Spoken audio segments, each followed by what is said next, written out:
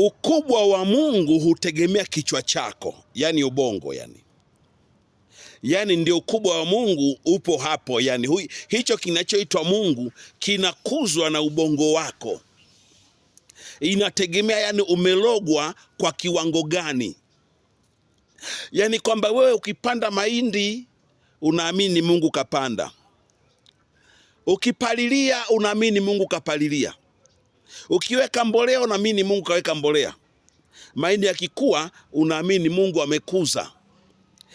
Kwa hiyo ukubwa wa Mungu unategemea umelogwa kwa kiasi gani.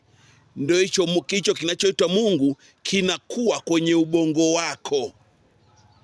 Yaani ubongo wako ndio unakikuza hicho kinachoitwa Mungu. Inakuzwa moto, inakuza shetani. Kwa hiyo ubongo wako ndio unategemea, ndio unaotengeneza ukubwa wa hicho kinachoitwa Mungu. Hizo bongo zinanichosha baba yenu Clemence Mwandambo, ninachoka mimi kabisa.